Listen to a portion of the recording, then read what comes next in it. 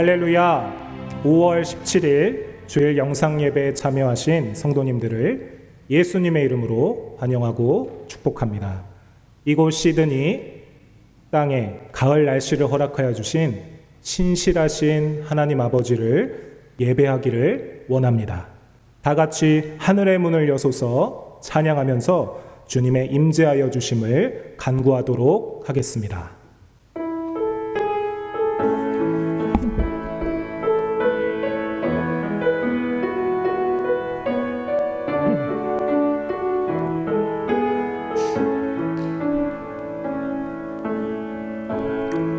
하늘의 문을 여소서, 이곳을 주목하소서.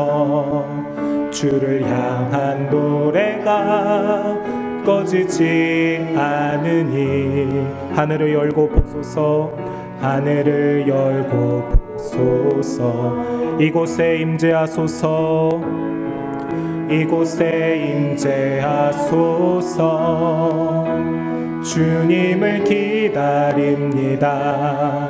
기도의 향기가 하늘에 닿으니 주여 임재하여 주소서, 주여 임재하여 주소서. 이곳에 오셔서 이곳에 앉으소서. 이곳에서 드리는 예배를 받으소서. 주님의 이름만이, 오직 주의 이름만 이곳에 오셔서 이곳에 앉으소서. 이곳에서 드리는 예배를 받으소서.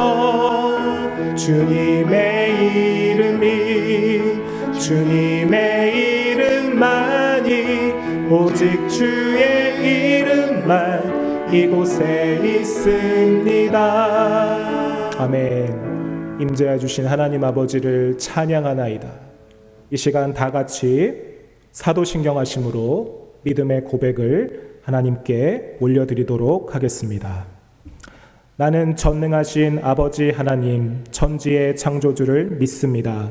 나는 그의 유일하신 아들, 우리 주 예수 그리스도를 믿습니다. 그는 성령으로 잉태되어 동정녀 마리아에게서 나시고 본디오 빌라도에게 고난을 받아 십자가에 못 박혀 죽으시고 장사된 지 사흘 만에 죽은 자 가운데서 다시 살아나셨으며 하늘에 오르시어 전능하신 아버지 하나님 우편에 앉아 계시다가 거기로부터 살아있는 자와 죽은 자를 심판하러 오십니다. 나는 성령을 믿으며 거룩한 공교회와 성도의 교제와 죄를 용서받는 것과 몸의 부활과 영생을 믿습니다. 아멘. 이 시간 하나님을 경배하며 찬양하도록 하겠습니다. 당신은 영광의 왕이십니다.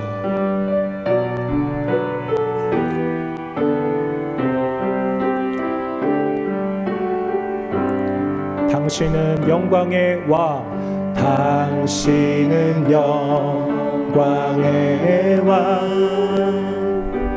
당신은 평강의 왕, 당신은 하늘과 땅의 주, 당신은 정의의 아들. 천사들도 무릎 꿇고, 천사가 무릎 꿇고 예배하고 찬송하네. 영원한 생명 말씀, 당신은 예수 그리스도 주. 호산나 다윗의 자손께, 호산나 다윗의 자손께, 호산나 불러 왕 중의 왕. 높은 하늘에 영광 메시 안에 당신은 영광의 왕 당신은 영광의 왕 평강의 왕이십니다. 당신은 평강의 왕 하늘과 땅의 주인 당신은 하늘과 땅의 주 당신은 정의의 아들 천사가 무릎 꿇 예배하고 경배하네 예배하고 경배하네 영원한 생명 말씀 당신은 예수 그리스도 주 호산나 호산나 다윗의 자손께 호산나 다윗의 자손께 호산나 불러 왕 중의 왕 높은 하늘에 영광을 예수 주 메시아 호산나 다윗의 자손께 호산나 다윗의 자손께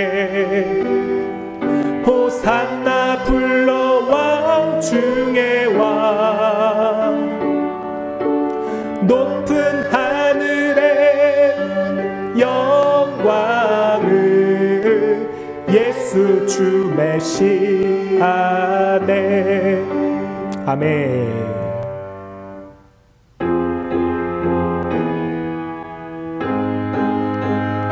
왕 되신 하나님 예수님은 우리의 힘이십니다. 예수는 나의 힘이요 예수는 나의 힘이요 내 생명 되시니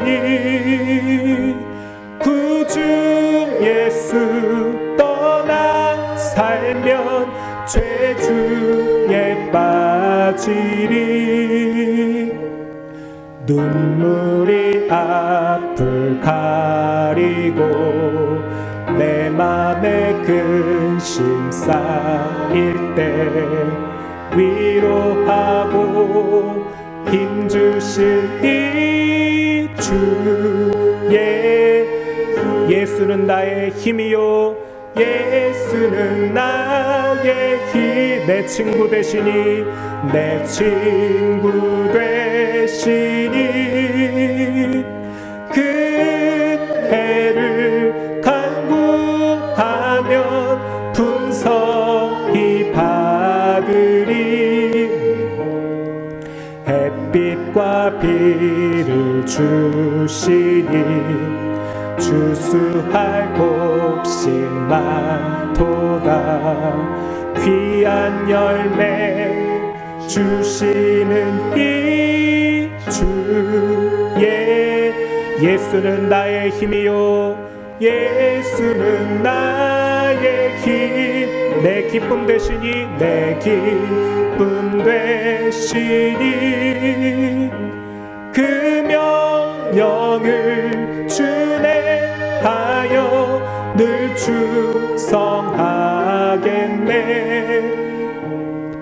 주야로 보호하시며 바른 길 가게 아멘 의지하고 따라갈 이 주 예수 예수는 나의 힘이요 예수는 나의 내 소망 되시니 내 소망 되시니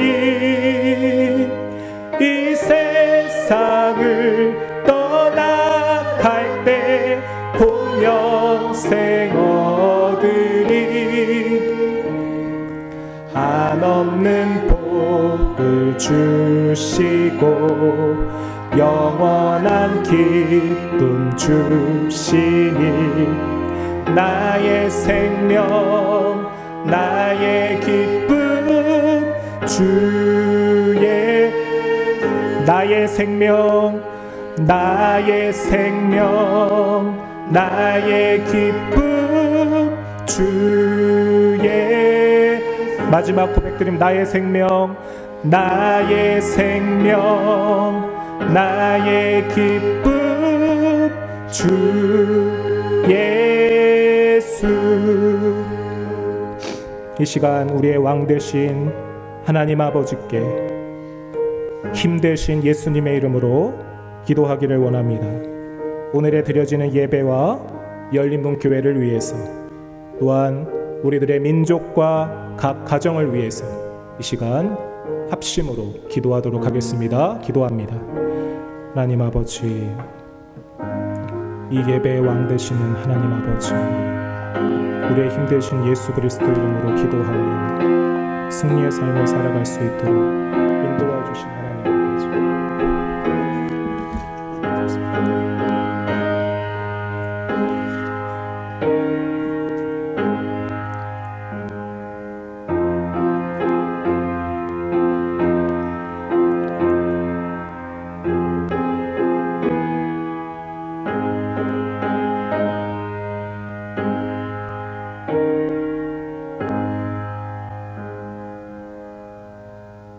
하나님 아버지, 이 시간 주일 영상 예배로 하나님을 경배하며 기대하게 하심을 감사드립니다.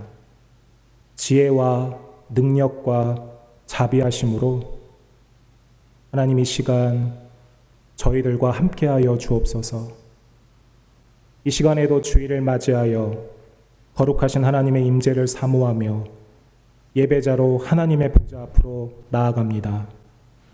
우리들 한 사람 한 사람을 기억하여 주시고 인도하여 주시고 보호하여 주시옵소서. 감히 하나님 앞에 설 수 없는 죄인들입니다. 우리가 전부 이러한 죄인들이지만 예수님의 속죄하여 주심을 의지합니다. 그 영광에 힘입어 하나님을 예배하며 오늘도 또다시 이 시간 의지하오니 크신 은혜와 사랑으로 용서하여 주시고 저희들의 예배를 받아 주시옵소서.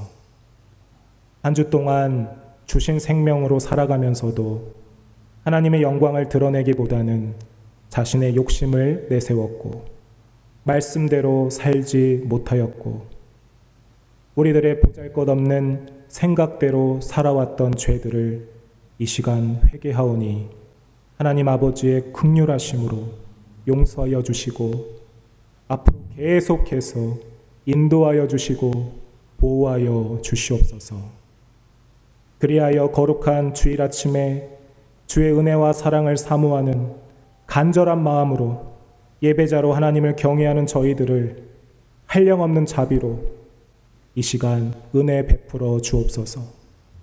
병마와 싸우고 고통 중에 있는 성도님들을 돌봐주시며 세상의 유혹 속에서 신음하는 분들에게는 거룩한 힘과 용기를 부어 주시옵소서.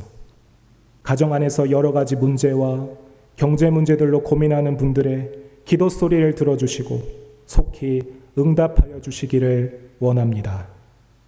자비로우시고 신실하신 하나님 아버지, 교회를 위하여 기도하겠습니다.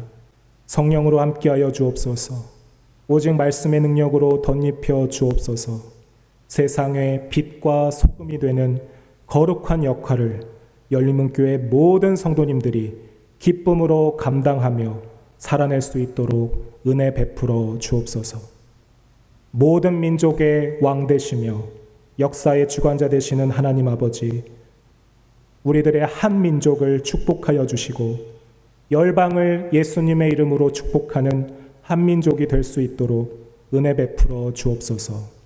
이 시간 하나님의 말씀을 통해 설교하시는 김두영 목사님을 인도하여 주시고 성령으로 붙들어 주옵소서.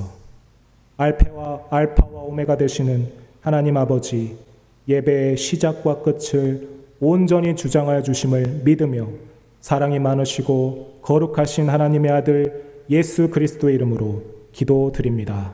아멘.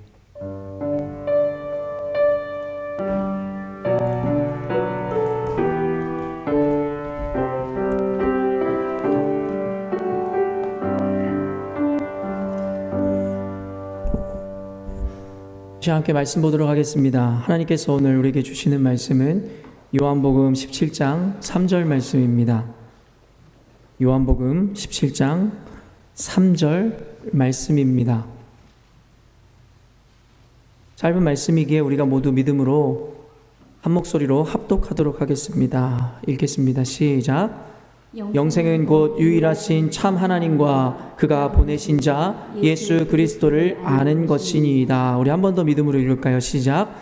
영생은 곧 유일하신 참 하나님과 그가 보내신 자 예수 그리스도를 아는 것이니이다. 아멘. 오늘은 요한복음 본문 말씀을 통하여 기독교는 종교가 아닙니다 라는 제목으로 하나님의 말씀을 여러분과 함께 나누려고 합니다. 우리 함께 예배하고 있는 가족들이나 옆에 누군가가 있다면 우리 눈을 바라보시면서 서로 사랑합니다, 축복합니다 이렇게 인사하도록 하겠습니다.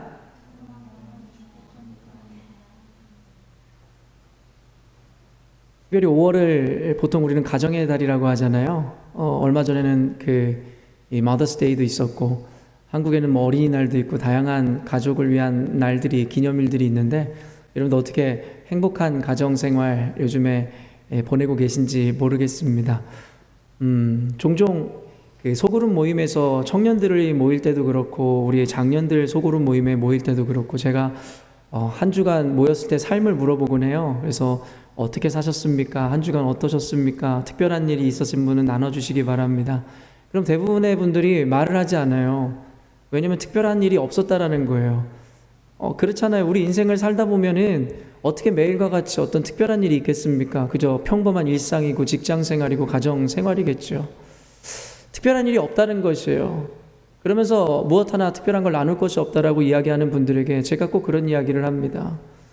신앙의 성숙이라는 것은 그리고 삶의 나눔이라는 것은 삶에 어떤 특별함이 있기에 그 특별함을 나누는 것이 아니라 우리 일상 가운데서 그 특별함을 발견하는 것이라고. 여러분 성령을 인격적으로 우리가 하나님을 만나고 성령의 충만함을 입으면 우리 가운데 나타나는 첫 번째 현상이 무엇이냐면 우리의 눈에 덮여져 있던 허물이 그리고 껍질이 벗겨지고 세상을 보는 눈이 안목이 달라지더라는 것입니다. 언젠가도 이야기했지만 나의 일상을 살아갈 때 평범해 보이는 것들이 나에게 아무런 의미 없었던 것들이 나에게 의미가 되기 시작하고 유의미가 되므로 그 안에서 특별함을 발견하게 된다는 것입니다. 여러분 많은 이들이 기도를 할 때나 신앙생활을 하면서 세상과 환경이 바뀌기를 기도하지만 사실 우리가 기도한다고 해서 세상의 환경이 다 바뀌어지지 않는다는 것을 우리는 잘 알고 있습니다. 우리가 믿음이 없어서도 아닙니다. 소망함이 없어서도 아니라는 것입니다. 하나님께서 우리의 기도를 통해서 궁극적으로 바꾸시고자 하는 것은 환경이나 상황이 아니라 우리 스스로이기 때문인 것입니다. 그렇기 때문에 신앙에 대해서 우리가 잘못된 관념이나 어떤 신비주의적이고 기복주의적인 관념을 가지고 신앙생활을 하면 우리는 늘 불평과 불만족스러운 신앙생활을 할 수밖에 없는 것입니다. 그렇다면 하나님 앞에 우리의 일상에서 어떤 특별함을 기대하기보다는 평범함 가운데서 우리가 도리어 특별함을 발견하는 삶을 살아야 할 것이라는 것입니다. 여러분도 알고 계시겠지만 어제부터요 이제는 레스토랑이나 이런 어떤 카페 이런 어떤 공동체에 대한 어떤 리스트릭션 제한들이 조금 완화되었어요. 그렇죠? 그래서 어제부터 레스토랑이나 카페에서 10명 정도 사람까지는 모여서 같이 밥을 먹고 차를 마실 수 있는 어떤 이 규제들이 이제는 완화되므로 우리가 실제 규제를 카페나 레스토랑에서 할 수 있게 되었죠. 그래서 어제 마침 청년들이 나와서 이 예배를 녹화하고 찬양을 준비하는 날이어서 그 예배 녹화를 마치고 한 8명 되는 청년들이 같이 함께 이 쌀국수를 먹으러 갔단 말이에요. 갔는데 여러분 거기서 우리가 모두가 모여서 기념사진도 촬영하고 여러분 쌀국수 먹는 게 기념사진 촬영할 일입니까? 근데 그 쌀국수를 먹으면서 다들 너무나 감격에 빠져서 너무 기분이 너무 좋았어요. 저도 뭐 몇 분들에게 사진도 보내면서 자랑도 하고 쌀국수 먹은 게 그렇게 자랑스러운 일은 아니잖아요. 그러면서 제가 느낀 것이 그것이었어요. 나에게 아무것도 아니었는데 쌀국수를 먹고 레스토랑에 가서 밥을 먹는다는 것이 나에게 아무것도 아니었었는데 어떤 이유로 인해서 내가 가졌던 것을 잃어버리고 그것을 되찾았을 때에 내 삶 가운데 감격과 기쁨과 감동이 있더라는 것이에요. 여러분 무언가를 새로운 것을 사는 것도 참 우리를 기쁘게 하는 것은 맞죠. 그러나 여러분 그거 아세요? 무언가 없었던 것을 새로 얻은 것에서 오는 기쁨보다 내가 소중히 여기던 어떤 가치를 잃어버렸다가 다시 찾았을 때의 기쁨이 더 크다라는 것입니다. 그것이 더 감격스럽다는 것이죠. 그래서 성경에서는 우리에게 분명하게 그런 관념들을 가르쳐 주시죠. 과부의 이 잃어버린 이 어떤 것이나 아니면 잃어버린 양에 대한 비유도 마찬가지겠죠. 여러분, 우리의 원래 소유였는데 잃어버린 것을 다시 찾음으로써 오는 감동과 감사는 다를 수밖에 없다는 것을 우리는 알죠. 그리고 그 마음을 하나님 당신의 마음이라고 우리에게 비유를 통해서 알려주시는 것입니다. 코로나 바이러스로 인해서 우리는 평범한 일상을 잃어버렸고 그것이 이제는 회복되어지는 과정 가운데 우리는 감사를 느끼기 시작하죠. 여러분, 우리가 하나님 입장에서 생각해 보자 이겁니다. 하나님께서는 원래 우리의 주인이셨어요. 우리의 모든 것을 창조하신 창조주셨죠. 그러나 어떻습니까? 당연히 그의 것인 우리들이 조금씩 세속에 물들기 시작하고 죄로 말미암아서 그의 곁을 떠나기 시작한 것이죠. 그랬을 때 성경에서는 잃어버린 양 한 마리가 돌아왔을 때 천국에선 잔치가 일어난다고 이야기하는 그 하나님의 기쁨을 표현해 준 것이죠. 제가 이 이야기를 하는 이유는 여러분들에게 나가서 전도하라, 지금 이 이야기의 포커스가 아니고요, 여러분 스스로가 하나님께 돌아오라는 이야기입니다. 여러분 원래 주님의 것이었단 말이에요. 여러분의 것이 아니었다라는 것이에요. 근데 우리가 일상을 살아가면서 이제는 우리 것도 우리 것이고 하나님 것도 내 것이라는 사고관념으로 살아가는 것만 같아 안타까울 때가 있습니다. 이젠 하나님의 기쁨을 돌려드려야 할 때인 것입니다. 잃어버린 일상을 찾을 때 우리가 기쁨이 있듯이 잃어버린 우리에 대한 소유권을 주님께서 찾으실 때에 하나님께서 기뻐하실 줄로 믿습니다. 우리 옆 사람들에게 이렇게 이야기할까요? 당신은 하나님의 것입니다. 우리 와이프나 자식들이 있다면 자녀들에게 이렇게 이야기합시다. 당신은 나의 것이 아니오. 이렇게 한번 얘기해 볼까요? 당신은 나의 것이 아니오. 네, 그렇죠. 여러분, 우리 인간 사회에서는 이 가족 관계가 가장 소중한 가치겠죠. 당연하죠. 내 부모, 내 자식이, 내 와이프, 내 남편이 제일 소중한 가치이죠. 그런데 우리의 고백에서 당신은 나의 것이 아니오라는 고백은, 그리고 하나님께서, 예수께서 성경에서 내가 이 땅에 온 것은 너희 가정에 평화를 주려 온 것이 아니라 검을 주러 왔다라는 그 이야기는요, 하나님이 우리에게 불효자가 되어지고 우리가 자식들을 버리고 부부끼리 불화를 일으키라고 이야기하는 것이 아니잖아요. 그 말씀의 포커스가 무엇인 줄 아십니까? 컴페어하지 말라는 거예요. 하나님의 가치와 너희들 개념에서의 가장 소중한 가치를 비교조차 하지 말라는 것입니다. 그렇기 때문에 하나님께서 아브라함을 부르실 때 그에게 100세 만에 얻은 그 이삭, 그 가장 소중한 가치를 하나님께 내어주라 말씀하셨던 것이고, 그것에 순종했을 때 주님께서는 그것을 아브라함의 의로 보셨다고 말씀하시는 것이죠. 아브라함에게 그 아들 이삭에 대한 생명이나 가치를 무시하거나 경히 여기라고 하나님께서 말씀하신 것이 아니잖아요. 네가 아무리 소중히 여기는 것이라 할지라도 나의 가치에 비하면 아무것도 아니게 되어라. 비교하지 말라는 의미겠죠. 그렇기 때문에 하나님을 온전히 믿는 사람은요, 부모에게 더 효도할 수밖에 없습니다. 부부관계가 더 좋아질 수밖에 없는 것이고 자식과 부모관계가 더 돈독해질 수밖에 없는 것이에요. 이단자들처럼 집을 떠나고 가출을 하라고 가르치는 것이 복음의, 그리고 교회의 본질적 가르침이 아니라는 것입니다. 그것은 왜곡하고 타락하고 거짓된 가르침으로 인해서 변질된 이들의 모습인 것이죠. 그렇기 때문에 남편을 사랑하시고 아내를 사랑하십시오. 부모님께 효도하시고 자식들에게 여러분의 생명까지 내어주는 사랑으로 사랑하시라고요. 그러나 아무리 그러한 가치라 할지라도 하나님과 비교하지 마시라는 것이고, 그리고 그 가치를 내 소유라 여기지 마시라는 말을 여러분들에게 당부시켜 드리고 싶은 것입니다. 주님께 돌아가시는 여러분 되셨으면 좋겠고, 여러분의 사업과 가정과 교회를 이제는 내 소유물로 여기지 마시고 하나님께 돌려드리는 우리 모두가 되셨으면 좋겠습니다. 여러분 잘 알고 계시는 유명한 학자이자 문학가 중에 C.S. 루이스라는 분이 있습니다. 그렇죠? 그리고 유진 피터슨이라는 분이 계시고요. 그리고 유명한 변증학자 중에 조시 맥도웰이라는 사람이 있고요. 그 다음에 여러분 잘 알고 계시는 독일의 신학자이자 목회자인 디트리히 본회퍼라는 분이 계십니다. 사실은 지금 제가 여러분들에게 이야기한 이분들은 여러분이 모두 알만한 이름이기에 나열했는데, 그 외에 더 많은 분들이 여러분 어떤 것을 이야기했는지 아십니까? 바로 오늘 설교의 제목을 주장했습니다. 뭘까요? 기독교는 종교가 아니라는 것입니다.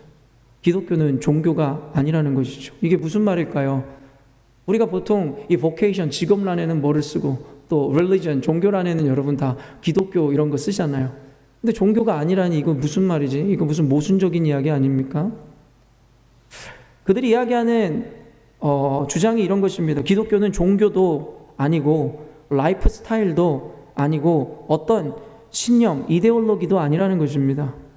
그 이상의 어떤 것이다 라고 규정하는 것이 바로 이런 모든 유명한 학자들의 입을 모아하는 이야기인 것입니다. 오늘 기독교가 종교가 아니라는 것이 어떤 의미인지에 대해서 여러분과 함께 나눠보려고 하는데, 오늘 설교 역시도 우리가 귀를 쫑긋 세우고 마음의 성령이 조명하시는 그 음성을 듣지 못하면 이해할 수조차 없는 설교일지 모르겠습니다.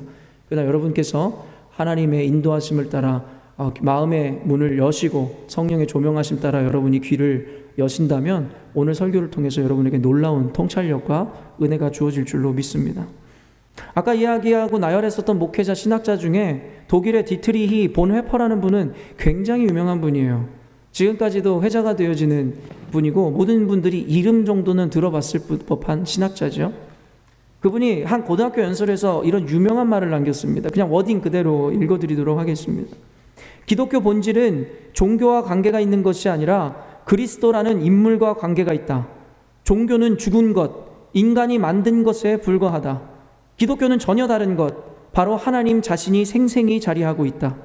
기독교는 그분을 대면하는 것이다.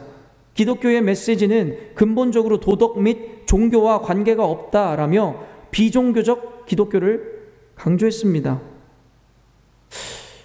이런 이 본헤퍼라는 분이 이야기하는 것이 무엇이냐면 기독교라는 것은 종교로서 인간의 삶과 유익을 위한 하나의 수단이 아니라는 것입니다. 그런 수단과 방법이 아니라 바로 하나님과의 관계하는 그런 삶 그 자체라는 것을 의미하고 있다는 것입니다. 여러분, 종교라는 것의 사전적 의미가 뭔지 아십니까? 국어 사전을 찾아보면요, 제가 그대로 읽어드릴게요. 신이나 초자연적인 절대자 또는 힘에 대한 믿음을 통하여 인간 생활의 고민과 고뇌를 해결하고 삶의 궁극적인 의미를 추구하는 문화체계이다. 이것이 바로 종교라는 것에 대한 일반적인 사전적 의미인 것입니다. 종교를 통해서 사람들이 원하는 것이 무엇이라고요? 결국엔 어떤 초자연적인 신비와 어떤 절대자, 신이라는 존재를 통해서 자신의 문제를 해결하고 고민과 고뇌를 해결하고자 하더라는 것입니다. 이것이 바로 일반적인 사람들, 일반적으로 우리가 생각하는 종교라는 것의 의미인 것이죠. 기독교는 종교가 아닙니다 라는 이 선언이 이야기하는 것이 무엇이겠습니까? 지금 국어사전적으로 나와 있는 이 종교라는 의미가 사실은 기독교를 대변할 수 있는 의미가 아니다라는 것을 분명하게 우리에게 이야기하는 것이죠. 이런 대부분의 현대 그리스도인들이 교회를 다니고 기독교 신앙을 받아들이는 이유가 뭘까요? 그냥 한번 오늘 설교를 듣는 여러분들 스스로에게 한번 질문해 보세요. 여러분, 왜 교회 다니십니까? 여러분, 그리고 왜 하나님을 섬기고 예수 그리스도를 여러분의 주인으로 받아들이시는 신앙생활을 시작하셨습니까? 여러분, 한번 여러분들 스스로에게 한번 자문해 보세요. 왜 교회 다니세요? 왜 그리스도인이 되셨습니까? 보통 이런 1차원적인 사고로 여러분들이 종교를 갖게 되어지는 의미를 얘기하면 보통 사람들의 관념처럼 하나님을 통해 여러분이 가진 문제를 해결받고 더 나아가서는 형통한 복을 받기 원하고 자신의 꿈을 이루기 위해서 교회를 다니시지 않습니까?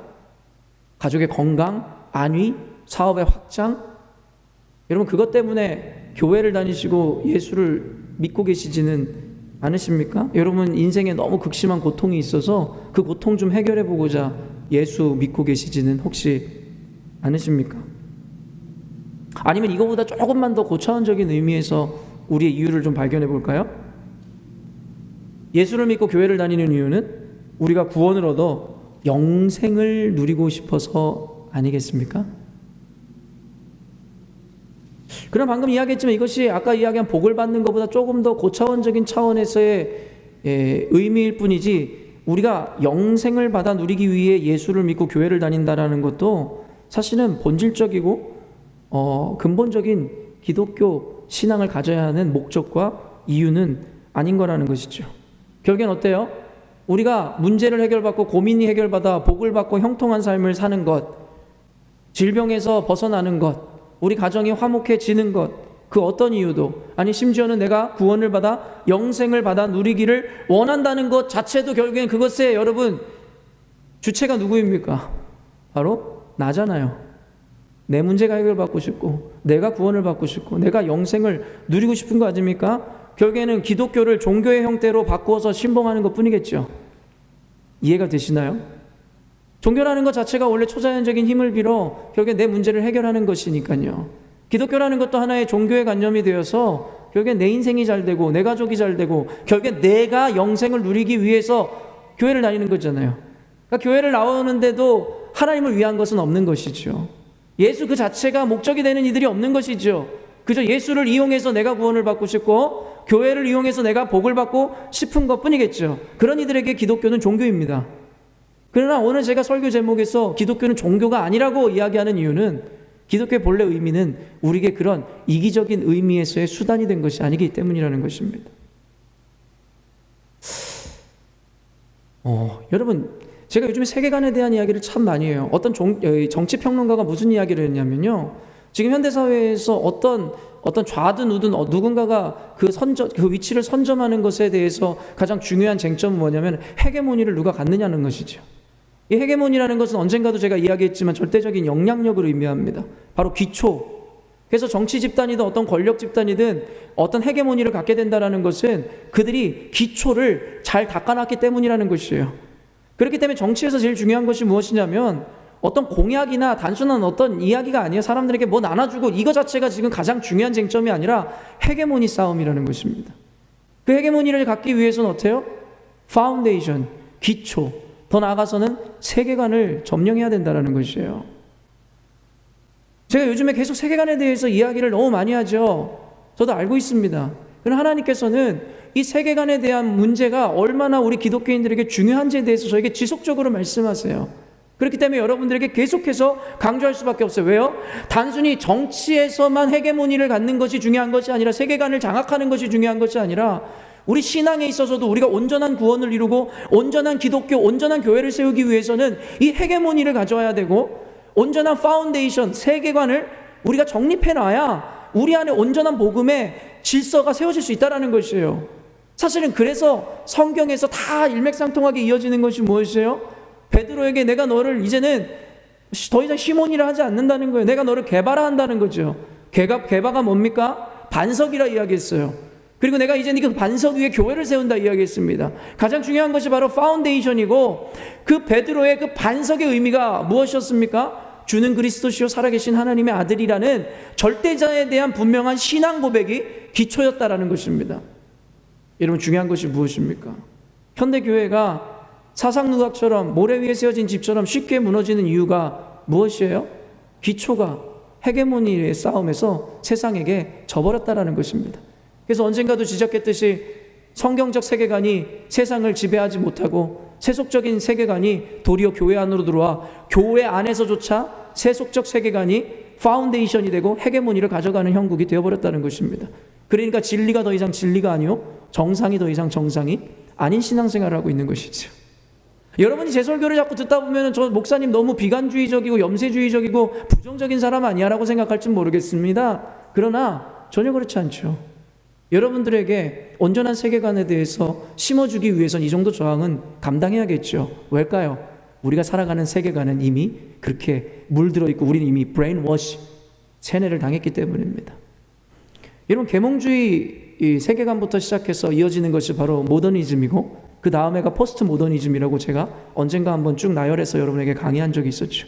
그리고 그 가운데 영향력을 끼치는 것이 바로 메터리얼리즘이라고 하는 유물론적 세계관입니다.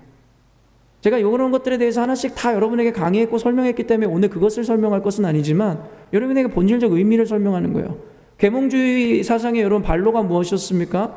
절대 권력 집단에 대한 항거에서 시작된 것이 바로 계몽주의였어요. 이성을 근거로 해서 절대 권력을 부정하고 항쟁하기 위한 것이 바로 계몽주의였고 이들은 당연히 뭐랑 연결될 수밖에 없어요? 반기독교적이고 인본주의적이므로 하나님에 대해서 거부할 수밖에 없는 운동이라는 것이죠. 그러면서 모더니즘과 포스트 모더니즘 시대에 가장 중요한 것이 무엇이에요? 바로 인본주의. 바로 계몽주의 사상에서 그대로 연결되어서 인본주의적이고 내 감정, 각자에게 진리를 찾는 것, 그것이 바로 포스트 모더니즘의 세계관이겠죠. 그러면서 우리에게 같이 영향을 끼치고 있는 이 메터리얼리즘, 유물론적 세계관은 뭐라고 이야기했습니까? 우리가 믿는 신앙이든 정신적인 것든 모든 것든 물질로 인해서 이루어진다라는 것이죠. 고로 내가 존재하기 때문에 우리의 생각이나 이념이나 신앙이라는 것이 생겨날 수 있다는 것이에요. 당연하게 그들은 신적 존재를 부정합니다. 왜일까요? 그 신이란 존재도 결국엔 내가 존재하기 때문에 존재하는 개념이 되기 때문에 그렇다는 것이죠. 여러분, 우리는 아니라고 부정합니다. 근데 아닌 게 아니죠. 왜일까요? 우리는 수백 년 동안 이어져 있었던 이런 이 메인스트림 세계관에 의해서 우리는 지배를 받았고 그것에서 자연스럽게 살아가고 있거든요. 이런 세계관이나 어떤 이념에 대한 것은 굉장히 무서운 것입니다.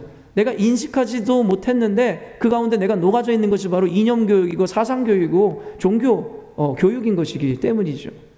여러분, 근대 몇백 년 동안 우리는 이러한 세계관 가운데 이러한 시대 흐름 가운데 서서히 물들어 왔다라는 것이에요. 그렇기 때문에 언젠가부터 신본주의를 신봉하고 당연히 절대자에 대한 절대성을 강조해야 되는 기독교 안에서 어느 순간인가 서서히 하나님의 자리는 없고 인간의 자리로 이 자리가 옮겨오게 되었죠. 여러분, 우리 교회뿐만 아니라 현대 교회의 모습을 보시라는 거예요. 하나님 말씀에 대한 절대성은 사라진 지 오래됐습니다. 호주의 교단이요, 한국의 메인 교단들이요, 절반 이상이 이미 하나님 말씀을 오롯이 하나님의 말씀을 받아들이지 않는다는 것 알고 계시잖아요. 근데 여러분, 굉장히 쇼킹할 만한 이 부분에 대해서 어느 순간인가 현대 그리스도인들은 당연하게 받아들이게 되었죠. 한 가지 또 더 프랙티컬한 예를 들어볼까요? 언젠가도 이야기했지만 약 20년 전에 홍석천이라는 그분이 여러분 커밍아웃 했을 때 우리나라 사회가 어땠습니까? 난리가 났었죠. 받아들일 수 없었어요. 이것은 종교의 차원을 넘어서 한국에 뿌리 깊게 박혀 있었던 유교적 관념에서 그를 받아낼 수가 없었어요. 그래서 그는 5년간 그 이상의 시간을 사장되다시피 해서 방송에 나올 수도 없었죠. 지금은 어떻습니까? 떳떳하게 방송에 출연할 뿐만 아니라 도리어 사회적 영향력을 가지고 정치에도 목소리를 내기 시작한 것이죠. 여러분, 어때요? 서서히 세계관이 바뀌고 시대가 흐름이 바뀌면 부정한 것이고 잘못됐다라고 생각했던 것이 그것이 오히려 옳은 것으로, 괜찮은 것으로 탈바꿈되기 쉽다라는 것입니다. 이게 1세기, 2세기 만에 이루어진 일이에요? 아니요. 고작 10년, 15년, 20년 안에 이루어진 일입니다. 이런 기독교라는 것은 당연히 하나님만 중심이 되어서 하나님만을 위해서 존재해야 되는 곳이 되었는데, 원래 그것이 본래 의미, 교회의 의미인데 어느 순간인가 교회라는 것은 하나의 수단이 되어서 사람들이 자신들의 어떤 만족과 기쁨을 위해서 교회라는 것을 하나의 수단으로 삼기 시작했죠. 더 큰 개념으로는 종교, 기독교를 하나의 종교화시킴으로 말미암아 내 이득과 내 기득권을 차지하게 한 싸움으로 변질돼 버렸다라는 것입니다. 제가 여러분들에게 이런 이야기를 이렇게 어렵게 하는 이유가 뭘까요? 여러분, 의의는 없으되 하나도 없다라는 것이에요. 여기에 존재하는 여러분뿐만 아니라 저 역시도, 제가 아무리 잘난 척하고 똑똑한 척 할지라도 결국엔 저 역시도 그러한 세계관 가운데 살아가고 있기에 저 역시도 얼마나 많이 물들었을까요? 그렇기 때문에 날마다 기도해야 합니다. 그렇기 때문에 날마다 성경 읽어야 됩니다. 그렇지 않으면 저 역시도 세속화되고 세계에 존재하고 있는 인본주의적이고 합리주의적이고 논리지역이고 그리고 유물론적인 사계관 가운데 기독교를 이해할 수밖에 없는 사람이 되겠죠. 그렇기 때문에 저는 현대에 이러한 설교를 하고 말씀을 전하면서 많은 저항이 있을지라도 여러분, 어쩔 수가 없어요. 우리 안에 온전한 하나님에 대한 신인식을 갖고 있지 못하기 때문에 저는 말씀의 기준을 통해서 여러분들에게 계속 선도하고 여러분에게 복음을 전해야 되는 게 제 역할이기 때문입니다. 여러분, 이 현대교회의 사명이 무엇이냐면요, 이제는 더 이상 도덕적이고 윤리적인 어떤 단편적인 설교가 중요하지 않아요. 여러분, 이렇게 사셔야 됩니다. 이것이 여러분 의로운 행위입니다. 이것이 도덕적이고 윤리적인 것입니다. 여러분, 그런 설교가 중요한 것이 아니에요. 아까도 보네퍼가 이야기했듯이 이 종교라는 것, 이 기독교라는 것은요, 어떤 윤리적인 개념이 아니라는 거예요. 도덕적인 개념이 아니라는 거예요. 왜냐하면 윤리나 도덕이라는 것은 그 시대에 그 시대와 사회를 구성하고 있는 사람들에 의해서 만들어지는 것이기 때문이에요. 그러니까 늘 변화가 불가피하다라는 것이에요. 그러나 진리라는 것은 시대가 바뀌고 공간이 바뀌고 상황이 바뀌어도 바뀌지를 않는다라는 것입니다. 그렇기 때문에 윤리적 관념으로, 정의의 관념으로 여러분들이 기독교를 이해하기 시작하면 기독교는 여러분 모순덩어리일 수밖에 없는 것입니다. 그러니까 애초에 세상 사람들이랑 교회가 연합될 수가 없는 당연한 개념인 거예요. 왜요? 세상의 가치관은 계속 변하고 세상이 말하는 진리는 계속 바뀌니까요. 그렇기 때문에 사랑하는 열린문교회 성도 여러분, 현대교회에 필요한 것은 윤리적이고 사람들이 듣기 좋은 설교 따위가 아니라는 것입니다. 그런 것은 우리의 귀에 듣기에는 좋을지 모르고 우리의 사고관념에는 맞아떨어질지 모르겠으나 때로는 복음의 본질과 하나님의 말씀과는 정면으로 대치되어지는 가르침일 수도 있다는 것입니다. 그렇기 때문에 제가 적어도 인식하는 현대교회에 필요한 설교라는 것은 단순히 윤리적이고 도덕적인 단편적인 설교나 가르침을 전하는 것이 아니라요, 근본적인 신앙의 관점과 세계관을 개혁해야 되는 사명이 있다는 것입니다. 바로 파운데이션을 바꾸는 것이고 헤게모니를 다시 가지고 오는 것이고 기초 위에 다시 교회를 튼튼하게 영원히 무너지지 않는 교회를 세우는 과제, 그 개혁을 하나님께서 우리 가운데 허락하시더라는 것입니다. 여러분 동의하십니까? 이제는 더 이상 인간을 위한 내가 듣기 좋은 내 마음을 편안하게 하는 신앙의 관념에서 벗어나십시오. 더 이상 그런 종교로서의 기독교를 받아들이지 마십시오. 여러분들을 위해서 교회가 존재하는 것이 아니라 교회를 위해서 여러분이 존재하는 것이고 여러분을 위해서 하나님이 존재하셨던 것이 아니라 하나님의 존재를 위해서 여러분이 창조되었다는 것을 잊지 마셔야 됩니다. 주객이 전도되어서는 안 된다라는 것이죠. 여러분, 그래서 세속적인 이런 종교관념에서 벗어나 성경적인 세계관 안에서 기독교 신앙을 살펴보면 여러분 결론이 이렇게 단순하게 귀결됩니다. 뭐냐면 기독교 신앙 안에는 나라는 존재는 없다는 거예요. 나라는 건 없어요. 인본주의적인 세계관 가운데 살아가기 때문에 각자 저마다의 소리를 내고 나라는 존재를 부각시키죠. 내가 중요하죠. 내 관점에서의 설교가 어떠냐가 중요한 것이고 내 관점에서의 우리 교회가 어떠냐가 중요한 것이죠. 그러나 원래 본질적인 기독교적 세계관에서 나란 존재는 없어요. 부정되어야 된다는 것이죠. 그저 나는 죽고 주님만 사시고 나는 없고 주만 계시는 것이 기독교 신앙인 것이고 성경적 세계관입니다. 여러분 우리가 그렇지 못했다라면 바꾸셔야 되는 거죠. 이것이 진리니까요. 이것이 성경적 세계관이니까요. 그래서 요한복음 3장 30절에 세례 요한이 이렇게 고백하잖아요. 한번 띄워주시겠어요? 읽습니다. 시작. 그는 흥하여야 하겠고 나는 쇠하여야 하리라. 네, 복음이라는 것이 이것이라는 거예요. 그는 흥하여야 된다는 게 누구예요? 예수님이에요. 하나님은 흥하여야겠고 그가 흥할수록 나도 같이 흥하는 게 아니라 나는 도리어 쇠하여서 없어져야 된다는 것을 의미하는 거예요. 기독교 신앙 안에서 여러분 봉사자들이 자신들이 눈에 띄어서는 안 되는 거예요. 하나님만 눈에 띄고 나는 사라지는 것이 기독교인데, 근데 어때요? 우리는 인정받고 싶어요. 내가 헌금을 할 때도, 내가 봉사를 할 때도, 신앙생활을 할 때도 사람들이 보기 좋은 모양으로 인정을 받고 칭찬을 듣기 위해서 누구와 같아요? 파리시스, 바리새인들과 똑같은 거죠. 기도할 때 손을 벌리고 금식할 때 얼굴을 초췌하게 하고 11조 할 때 사람들 앞에서 보란듯이 많은 돈을 집어넣는 것. 하나님이 영광 받으시는 것이 아니라 자기가 영광 받는 모습이겠죠. 그러나 신성경적 세계관에서는 나는 없습니다. 사도 바울은 또한 이렇게 고백하죠. 제가 제일 가장 좋아하는 말씀인데 갈라디아서 2장 20절 말씀, 우리가 함께 믿음으로 한번 고백합시다. 시작. 내가 그리스도와 함께 십자가에 못 박혔나니 그런즉 이제는 내가 사는 것이 아니요 오직 내 안에 그리스도께서 사시는 것이라. 이제 내가 육체 가운데 사는 것은 나를 사랑하사 나를 위하여 자기 자신을 버리신 하나님의 아들을 믿는 믿음 안에서 사는 것이라. 여러분 이것이 바로 복음이라는 것입니다. 이것이 바로 구원이라는 것이에요. 여러분 이제는 내가 더 이상 사는 것이 아니라 나는 그리스도와 함께 십자가에 못 박혀 죽은 거란 말이에요. 내가 본 어게인 한다는 것은 이제 육체의 소욕을 살던 삶을 정리하고 내 자아로서의 삶을 살던 것을 정리하고 나를 예수 그리스도와 함께 십자가에 못 박혀 죽임으로 말미암아 내 안에 오직 예수께서만이 살게 하는 것, 주님이 사시고 내가 죽는 것, 그게 바로 성경적 세계관에서의 기독교인 것이라는 거죠. 그리고 그것이 바로 복음이라는 것입니다. 그리고 사도 바울은 계속 이렇게 고백합니다. 빌립보서 1장 21절이요. 시작. 이는 내게 사는 것이 그리스도니 죽는 것도 유익함이라. 여러분 오직 주님, 오직 하나님만 사시는 것이고 내 존재는 사라져야죠. 교회에서 내 목소리는 사라져야죠. 교회에서 내 존재에 대한 인식은 사라져야죠. 교회에서 나에 대한 칭찬은 사라져야죠. 교회에서 나에 대한 영광은 사라져야죠. 그래야지 하나님이 영광을 받으시는 교회가 되는 것이죠. 유진 피터슨이라는 분이 이런 단순한 명제를 선언했었는데 뭐냐면 신앙은 심플해져야 된다. 이것이 바로 유진 피터슨이라는 분이 이야기한 이야기입니다. 그가 이런 이야기를 하더라고요. 이제 현대 그리스도인들은 책 읽는 것을 멈춰야 된다는 거예요. 제가 이분의 말을 좋아하는 게 뭐 책을 읽지 말라고 해서 저도 책을 안 읽는 사람으로서 좋아한다는 게 아니라 유진 피터슨이라는 이 목사님이 저랑 똑같은 사고를 하셔서 제가 유진 피터슨 같은 사람이 되려나 이런지 모르겠는데 이분이 하는 얘기가 제가 놀랐어요.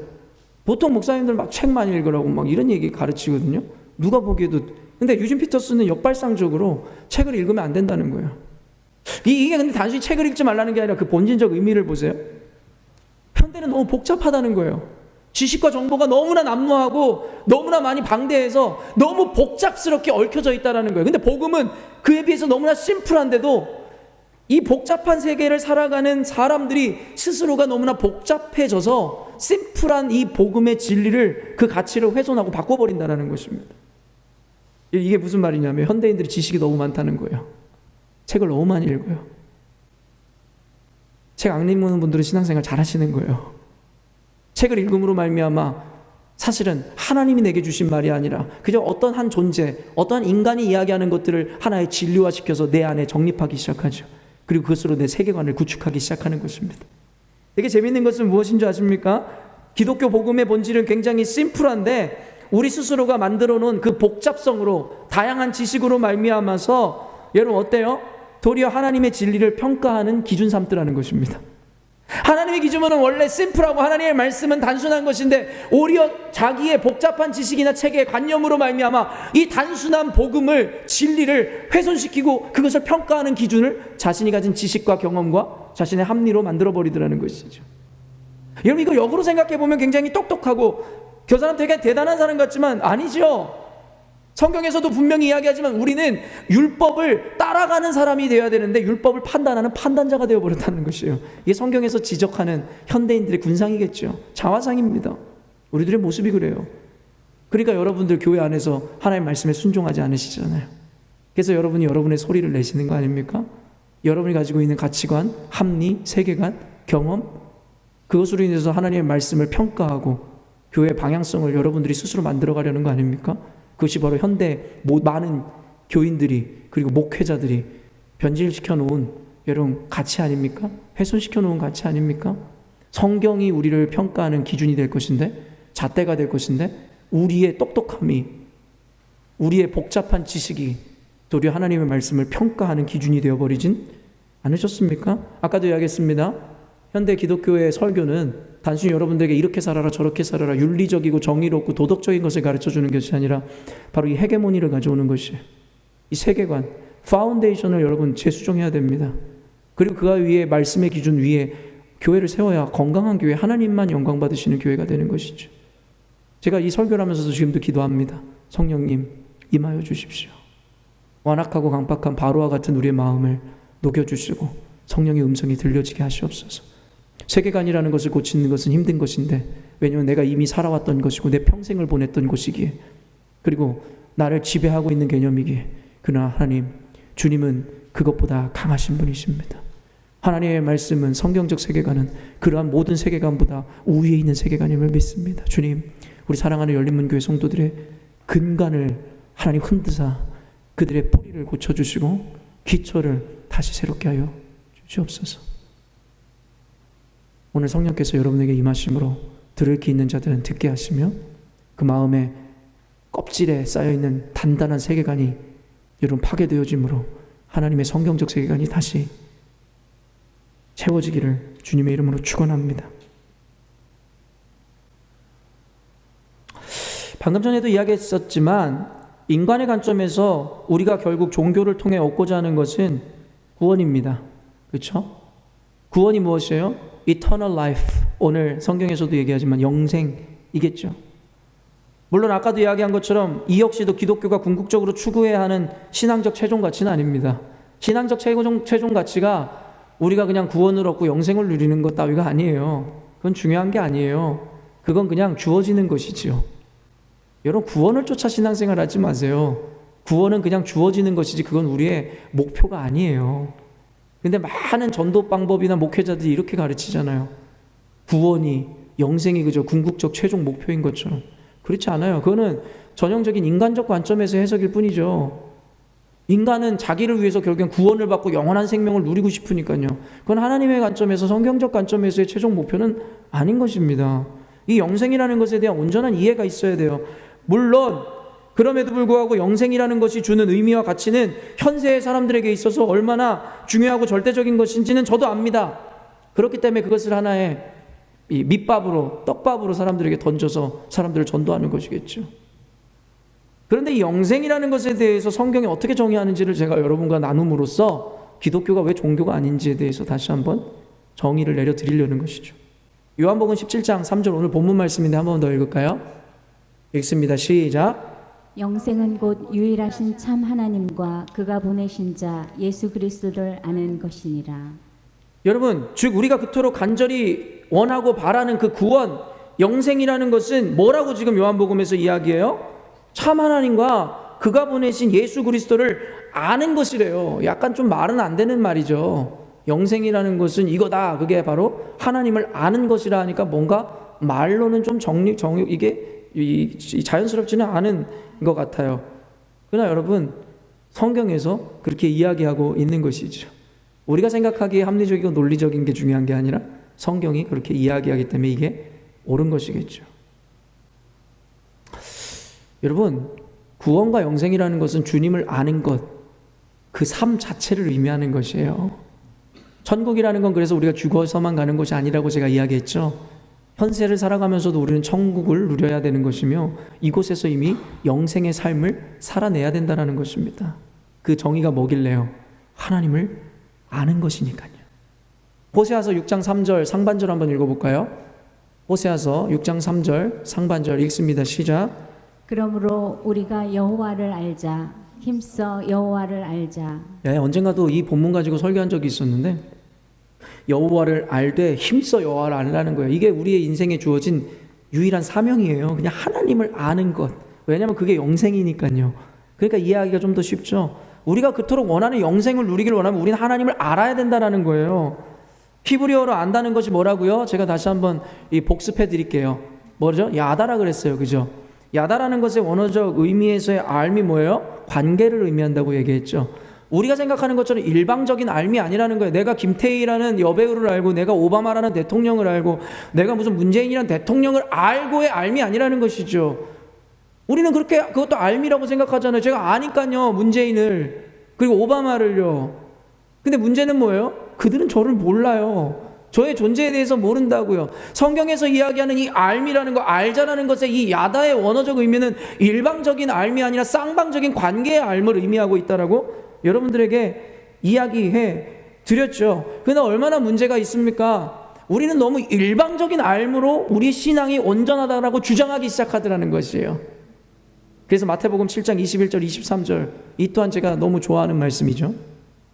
읽습니다. 시작. 나더러 주여 주여 하는 자마다 다 천국에 들어갈 것이 아니요 다만 하늘에 계신 내 아버지의 뜻대로 행하는 자라야 들어가리라. 그날에 많은 사람이 나더러 이르되 주여 주여 우리가 주의 이름으로 선지자 노릇하며 주의 이름으로 귀신을 쫓아내며 주의 이름으로 많은 권능을 행하지 아니하였나이까 하리니 그때 내가 그들에게 밝히 말하되 내가 너희를 도무지 알지 못하니 불법을 행하는 자들아 내게서 떠나가라. 여러분, 오늘 설교, 저는 이건 구원론을 이야기할 때도 물론 많이 얘기하지만 오늘 설교의 맥락에서의 포인트가 뭐겠어요? 이 말씀 마태복음에서요. 내가 너희를 도무지 알지 못하노라. 알지 못한다라는 거예요. 근데 저 사람들 뭐라 그랬는데요? 내가 주여 주여 주의 이름으로 내가 기적도 행하고 많은 이적들을 행했는데, 우리가 생각하는 것처럼 그들도 알았어요, 주님을. 심지어는 그 주님의 이름을 빙자해서 기적도 행하고 놀라운 일들을 행했다고요. 근데 결국에는 문제는 뭐예요? 최후의 심판의 날에 갔더니 주님께서 니네들이 누군지 모른다는 거예요. 얼마나 비참합니까? 이것이 바로 일방적인 알의 항해라는 것입니다. 여호와를 알되 힘써 알아하는 이 야다의 의미에서의 알미 아니라는 것입니다. 주님이 그들을 몰랐다라는 것입니다. 우리는 주님을 안다라고 이야기하는데 주님이 만약에 여러분을, 나를 모른다 하시면 여러분 그것만큼 비참한 것이 어디 있습니까? 하나님, 주님이 나를 모르신다니요? 나는 열린문교회 성도입니다. 하나님, 내가 누군데? 열린문교회 담임 목사입니다. 내가 열린문교회 장로고 권사고 직분자고 리더자고 헌신자고 근데 나를 모르신다니요.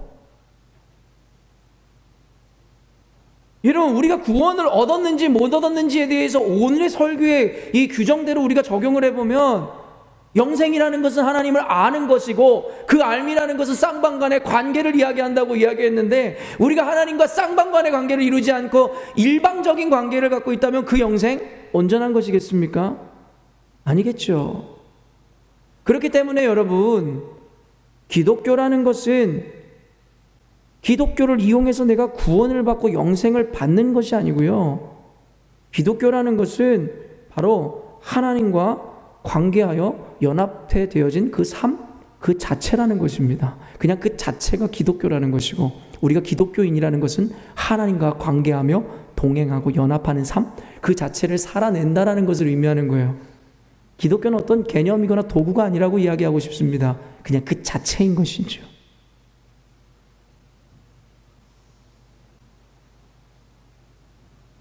바로 기독교는 하나님과 함께 관계하여 연합하며 살아가는 삶 그 자체를 말하는 것입니다. 즉 하나님과의 친밀한 관계를 맺어가는 것이며, 영생이란 그 하나님과 동행하며 살아가는 삶 그 자체인 것이겠죠. 여러분, 동반자라는 말을 누구에게 많이 쓰죠? 우리가 보통 동반자, 우리 배우자들에게 하는 말이 동반자 아닙니까? 동반자 뭐예요? 평생을 같이 동행하고 같은 길을 간다고 해서 붙여진 게 동반자라는 거예요.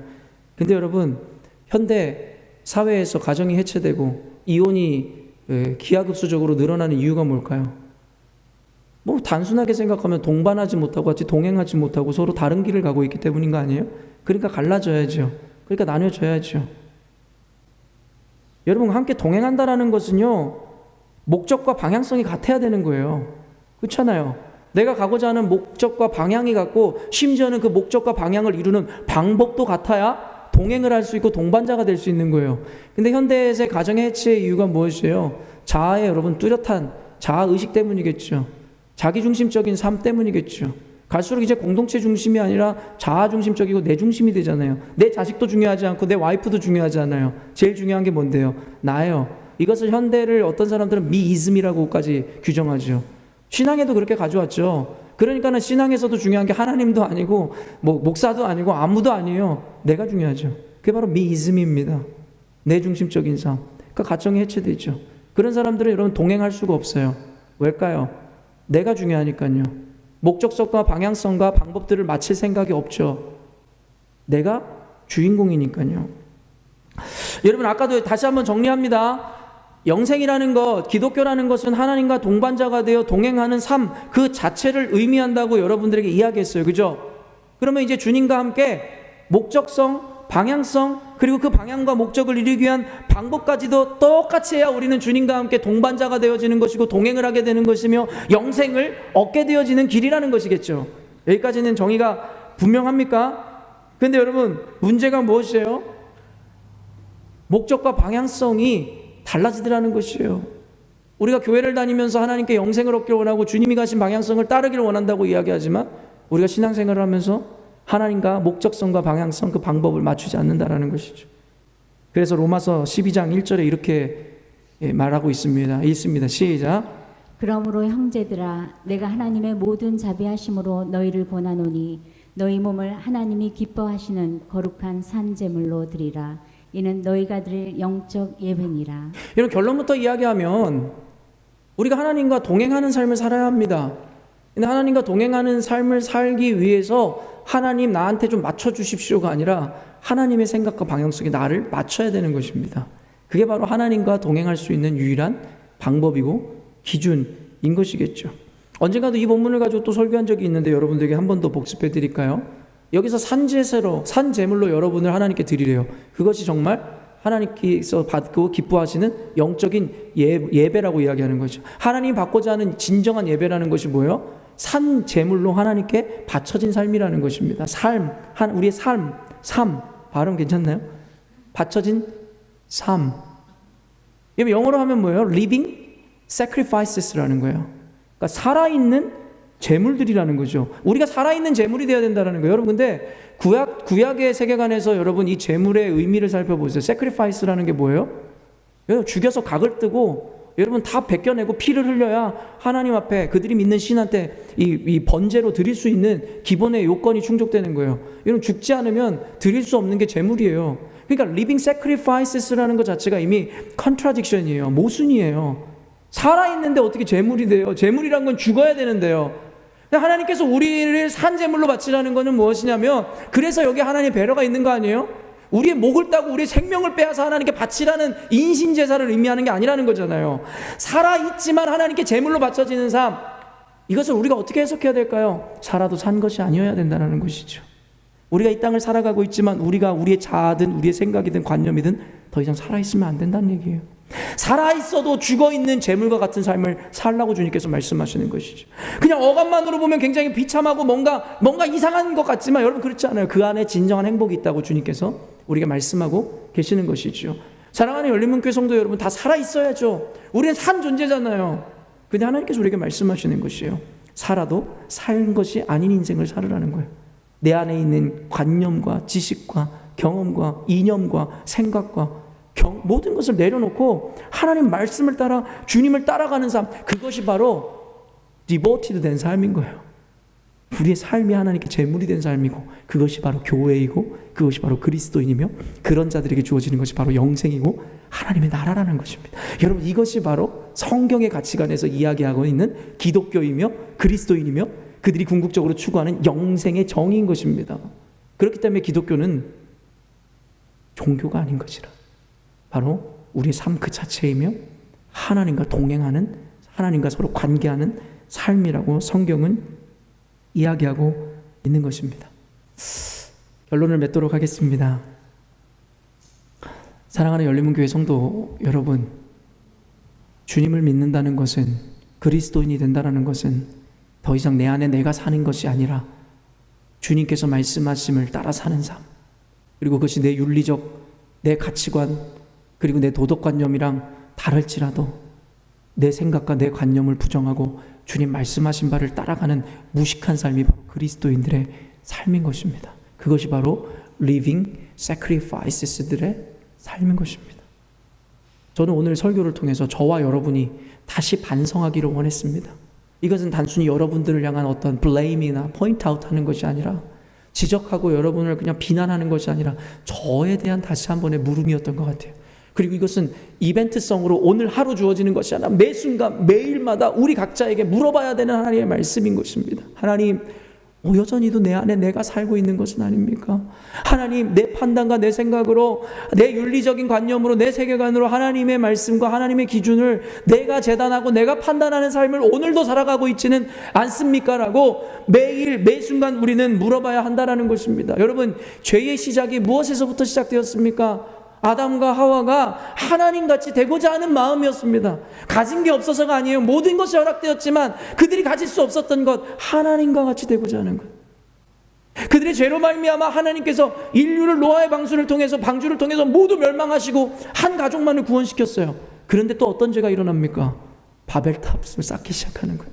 인간이란 존재가 모두가 하나님을 능가하는 존재가 되고 싶은 거예요. 하나님과 동등한 존재가 되고 싶은 거예요. 그러니까 고대의 여러 애굽이든 바벨론이든 그 왕들이 했던 일이 뭐예요? 지들이 신이 되고 싶었던 거예요. 그들이 하나님이 되고 싶었던 거예요. 이것이 이 인간의 simple nature, 이 죄성이 그대로 현대 사회까지 이어져서 어떻습니까? 우리가 왕이 되고자 하고 대통령이 되고자 하는 것이 아니라 교회에 와서도 하나님이 주인이 아니라 내가 주인이 되고 싶은 삶을 당연히 살고자 하는 것이 인간의 simple nature에 의한 욕망이라는 것입니다. 저의 욕망이라는 것입니다. 여러분의 욕망이라는 것입니다. 그렇기 때문에 우리는 이 욕망을 이겨내기 위해서 늘 하나님 말씀 앞에 기준으로 나를 억누르고 내 생각을 누르며 성령으로 나의 소욕을 눌러야 되는 것입니다. 그래서 고대로부터 지금까지 기독교 하나님을 믿는 믿음에는 기도와 말씀, 성경을 붙잡는 것을 늘 강조할 수밖에 없었다라는 것이요. 왜죠? 우리는 그런 죄성을 가진 존재이기 때문입니다. 사랑하는 열린문교회 성도 여러분, 누구도 스스로 의롭다 하지 마십시오. 저도 마찬가지입니다. 우리는 다 죄인입니다. 우리는 모두가 절대 기준이 될 수 없는 자들입니다.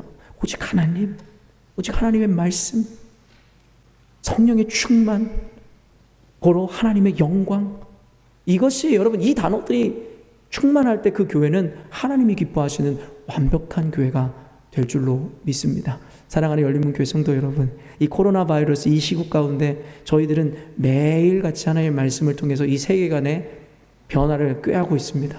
하나님의 말씀을 계속 채워넣고 하나님의 기준을 세워가는 작업들을 우리는 계속하고 있습니다. 그 가운데 부대끼기도 하고 저항도 있고 마음이 불편하기도 하실 것입니다. 괜찮습니다. 그게 정상입니다. 그래야 됩니다. 그래야 우리가 무너지고 하나님의 영광이 나타나는 것이니까요. 다만 그 가운데 범죄하지 마시고, 그 가운데 하나님의 말씀을 거절하지 마시고, 나와 다른 관념이라 할지라도 내가 기준이 아닌 하나님의 말씀을 붙잡음으로 말미암아 궁극적으로 주님 주시는 영생과 참된 복을 누리시는 여러분 되시기를 주님의 이름으로 축원합니다. 더 나아가 이 땅 가운데서 오직 진정으로 하나님이 원하시는 교회를 세워가심으로 말미암아 열린문교회 모든 성도들 언젠가 주님 만났을 때 주님께 칭찬 듣는 그런 교우들 되시기를 또한 주님의 이름으로 축원합니다. 아멘. 기도하겠습니다. 하나님 아버지, 성경의 말씀처럼 우리의 전쟁은 더 이상 혈과 육에 속한 것이 아니요 하나님 영에 속한 전쟁이라 우리가 알고 있습니다. 더 이상 전쟁이 난무하기 때문에가 아니라 스스로 우리의 영적으로 생명이 잠식당해버리고 세계관에 의해서 성경적 세계관이 사라져가는 것, 이제는 그것을 지켜내기 위한 교회의 최후의 싸움을 우리가 감내하고 있나이다. 우리 열린문교회 성도들로 하여금 시험에 들지 않게 하여 주시고, 우리 교우들 이 가운데서 진정한 하나님의 말씀으로 하나님의 기준 삼아 하나님 이 어렵고 불리한 싸움 가운데서도 능히 승리할 수 있도록 주님 축복하여 주시옵소서. 누구 한 사람 하나님 거절치 말아주시고, 누구 한 사람 은혜의 사각지대에 놓이지 않게 하여 주시옵소서.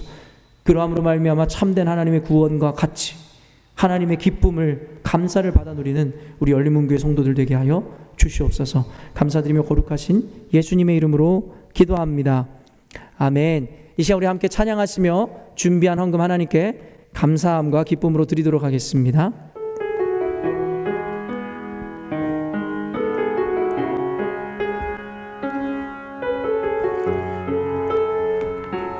우리 간절히 소망하는 마음으로 함께 찬양하며 주님의 거룩한 보좌 앞으로 나아갔으면 좋겠습니다. 이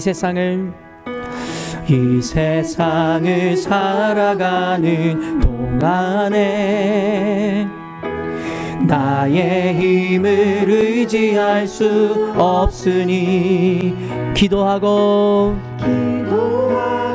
낙심하지 말 것을 주께서 참 소망이 되심이라. 주의 길을 걸어가는 동안에 우리 믿음의 결단으로 고백하십시다. 세상의 것 의지할 수 없으니 감사하고 낙심하지 말 것은 주께서 참 기쁨이 되심이.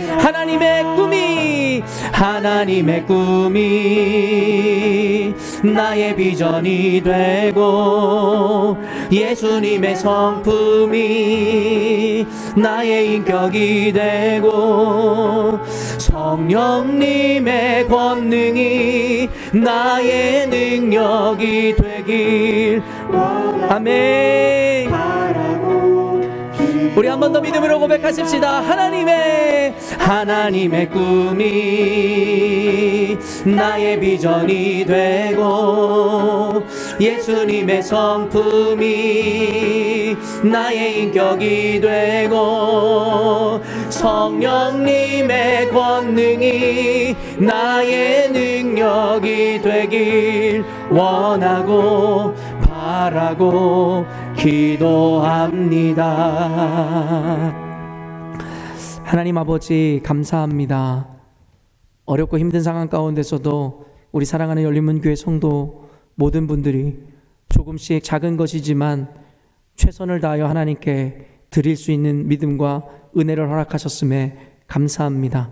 많고 적음의 문제가 아닌 마음의 중심을 보신 하나님께서 하나님 오늘 주님 앞에 정성껏 예물 드린 이들의 손길 가운데 그들의 가정과 사업과 행하는 모든 일들 가운데 축복하여 주시고 하나님 이 재정을 통하여 하나님의 나라와 교회가 더욱더 발전하고 확장될 수 있도록 하나님께서 재물에 축복하여 주시옵소서.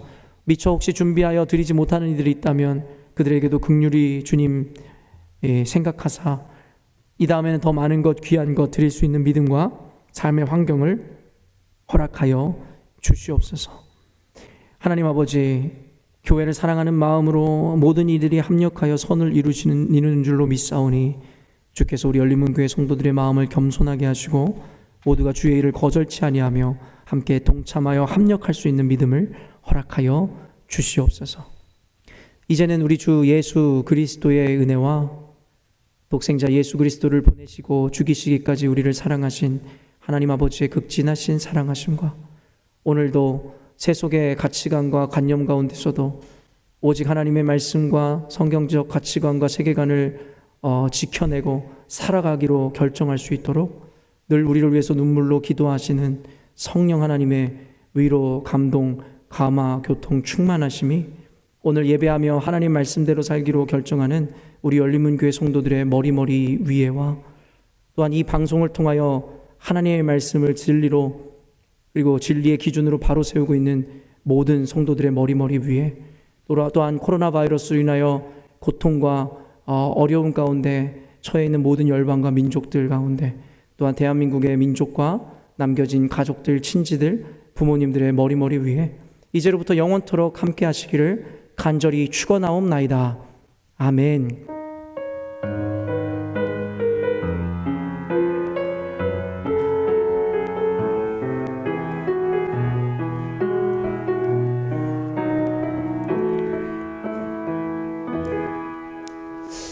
이 시간 짧게 광고 소식 전하도록 하겠습니다. 첫 번째 광고입니다. 온라인 예배가 지금 잘 진행되고 있고 아침을 깨우는 말씀에 많은 분들이 동참해 주시고 계시는 것을 보게 되는데 하나의 습관이 되지 않기를 원하고 날마다 이 말씀을 통하여 새로움을 입는 우리 모든 성도들 되셨으면 좋겠습니다. 두 번째 광고이죠. 온라인 예배 에티켓, 매너리즘에 빠지지 않기 위해서는 우리가 늘 이 에티켓을 지키려고 노력하는 노력이 필요하리라 믿습니다. 이 시간이 길어질수록 어쩌면 나태해지기 쉬운 우리의 신앙관념 가운데 최선이라는 가치로 하나님께 끝까지 선한 싸움 힘써 싸워 승리하시는 여러분 되셨으면 좋겠습니다. 세 번째 광고입니다. 온라인 헌금 여러분들 모두 표를 따라 잘 헌금해 주시기를 원하고 여러분 항목별로 여러분의 성함을 잘 적어주시면 교회에서 기록에 남기는 데 도움이 될 것 같습니다. 네 번째 광고입니다. 지난주 수요일에 이 정부의 에너지 절감 정책에 따른 이 설치비를 보조받아서 교회 이 전체 등을 LED 등으로 바꿨습니다. 지금 예배하고 있는 이 순간이 참 너무나 밝고 깨끗하게 선명해져서 더 감사한 것 같은데요. 이를 위해서 사실 많은 또 우리 교회 또 장로님, 집사님 그리고 우리 청년들이 함께 밤늦게까지 수고하여 교회를 청소하기도 하고 애써서 이렇게 설치했는데요.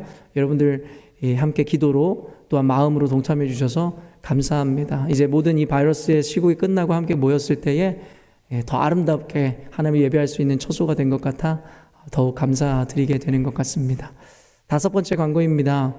여러분도 다 아시겠지만 NSW 주 정부의 이 셧다운 완화 발표와 정책에 따라서 이제 열린문 교회 내에서도 10명 이내의 이 소모임이 진행이 가능하게 되었습니다.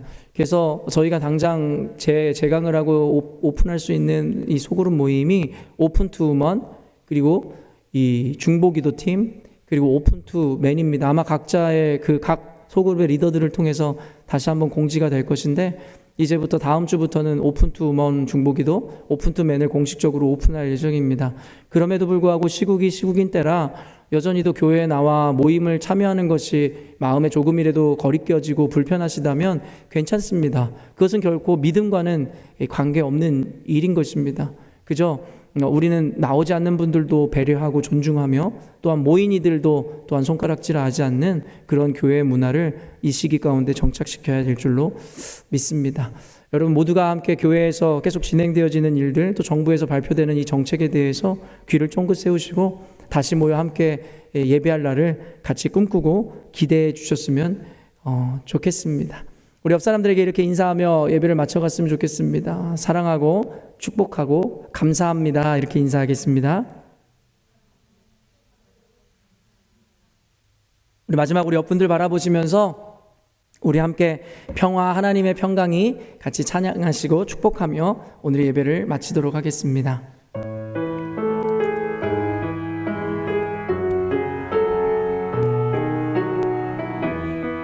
평화 하나님의 평강이 당신의 삶에 넘쳐나기를. 평화 하나님의 평강이 당신의 삶에 가득하기를 축복합니다. 기쁨, 하나님의 기쁨이, 기쁨, 하나님의 기쁨이 우리의 삶에 넘쳐나기를. 기쁨, 기쁨, 하나님의 기쁨이 우리의 삶에 가득하기를 축복합니다. 이것으로 열린문교회 주일 예배를 모두 마치도록 하겠습니다. 한 주간도 주의 말씀을 기준 삼아 승리하는 삶 사시기를 주님의 이름으로 축원합니다. 평강 하나님의 평강이 당신의 삶에 넘쳐나기를. 평화 하나님의 평강이 당신의 삶에 가득하기를.